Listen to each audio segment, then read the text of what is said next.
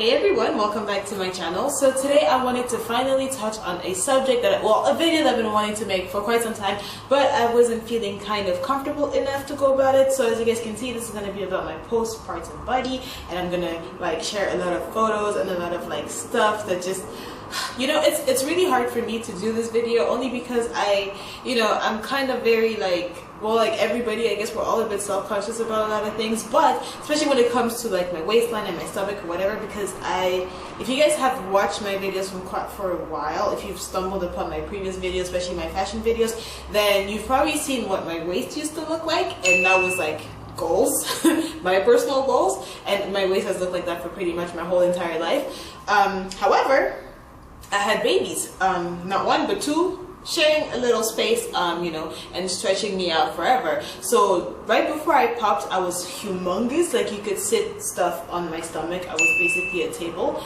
And when I did pop, I gave birth through C-section, so I got cut open and sewn back up and stuff. So my stomach was a little crazy. So for a lot of those who are interested in seeing, what my body's gone through, whatever, and what are the changes and what's so great and why I'm excited and blah blah blah, and what I hate and what I've been doing to kind of get to where I am today, keep on watching. This will be interesting for you. Okay, so a bit of a background for those of you who don't know. Prior to me being pregnant, I had a waist that did not exceed 24 inches at any given time, except if I overate. But other than that, it had never exceeded 24 inches. So it was really goals for me, and I liked kind of my bust to waist to hips ratio. It was it was popping, but I always wanted larger hips, so whatever. Anyways, so that was my waist. And then when I got pregnant, I went from having a 24-inch waist to having a 52-inch stomach. So you can imagine that it went pretty much almost up by 30 inches, which is humongous, right? After that, I gave birth. I lost a couple of inches because obviously my stomach deflated. I think it was 46 inches, so I lost 6 inches, which isn't much, but whatever. It was about 46 inches.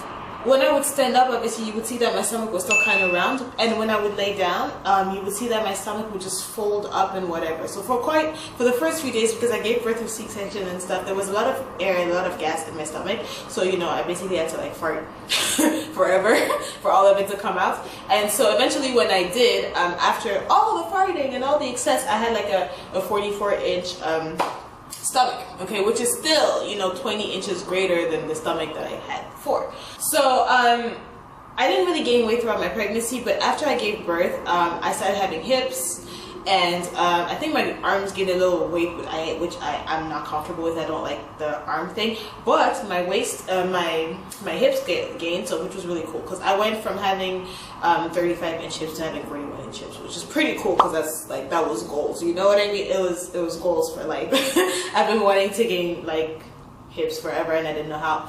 I just had to get pregnant, apparently. So yeah, so I basically have hips that are, I like. However, I'm still in the process of losing my stomach. So I don't know if you guys know, but right after a C-section, you're not allowed to work out, and because obviously you just had an operation. So for at least 16 weeks, I wasn't allowed to work out. Which I don't do anyway. I don't work out, I dance.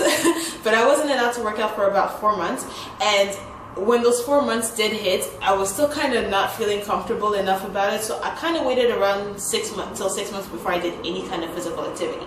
But here's the thing: in between those months when I couldn't work out, when they told me that the exterior was healed, because the exterior heals, but then your uterus has still been open, so that's different. It's a different process altogether. I would have to go back every week to do my band-aid and stuff. So after about a month and a half, it had cleared out and it was healed, and basically at that given time, I was allowed to start wrapping my stomach using a regular waist trainer. My mom would massage me with a concoction, a special a special thing where it was kind of based on oranges and lemons. So the high vitamins were good for my skin, and it really did kind of help. We used to do that every night, and then on top of that, we would grab African fabric and then tie and just basically squeeze me to death every time I would go to sleep. This is what my stomach looked like when I started wrapping it. And as you can see, it was pretty awful. Okay, so months went by. I took a couple more photos just to see the progress and whatever. I started noticing that my stretch marks were getting smaller, and I was having less and less excess skin. And then obviously the 4-month mark hit and I didn't work out, and then the 6-month mark hit, and then that's when I danced for like 2 weeks. That's all I could do, because when I started working out, well, dancing all over again, I had to take a break, because the time at which I was dancing, the time at which I had those classes, started becoming the time at which my kids were the most like needy, like, you know, they're a lot harder to deal with. So I had to stop. And now my kids are 8 months, so obviously I've only danced like 2.5 weeks in this whole time since I've given birth, so I haven't really gotten to do any exercise. And really what saved me is everything that I've been doing outside of being able to exercise. Right now I'm currently at a 34-inch stomach. I'll probably show you guys with the meter, just so you guys know that I'm not lying, okay? I've been using Basic, the most organic raw form of shea butter ever, and it's just raised shea butter, you know, it's just in its natural state. I've been using that, rubbing it on my stomach.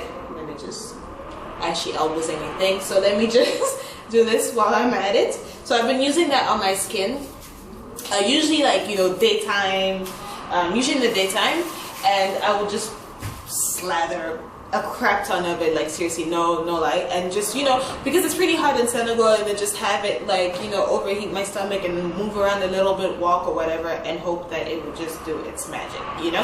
So I have been using that, and I know that it's been efficient at reducing my my stretch marks by quite a lot. Now after that, because I did do that while wearing a waist trainer throughout the day, and then I had a friend who's basically like my son Kendrick's lover. She came over and she brought me a thing that I've been using every single day since she gave it to me. And I'm sorry, I can't even read what it says because she's from Austria. This is against, obviously, stretch marks, and I'm sure most women start using this while they're pregnant. I was using shea butter and coconut oil, and it, you know, a little goes a long way because, you know, it's an oil, and I've been using it pretty much every day since, probably twice. Like I would put it on in the morning after I take my shower, and the same way that I would put it on right before I go to bed, every day. And I do find that it's been very helpful. I do see that my stretch marks have reduced, thank God. And yeah, it's great because, you know, if you're not working out, then you really need things that are going to maintain your skin in the meantime. And I still have a lot of excess skin, let me not even lie, but you know, I'm dealing. I started using this. It's still a waist trainer, but it's a bit different. It's like it's kind of like a belt, you know, sauna belt or whatever you like to call it. The cool thing about it is that it has zippers, so basically you could start off here and progressively go to here. Well, when I got it, I was already here, but I do like it because it's not as it doesn't make me itch as much as the waist trainer, because, you know, I'm very sensitive when I'm in a heated environment and I have this kind of material. I struggle. And sometimes in the daytime, if I'm going to be at home all day walking around and doing nothing but running after my children, then I will wear this too. So the progress is still ongoing. You guys can really see, you know, that my body has evolved, and yeah, you know, I'm working on it.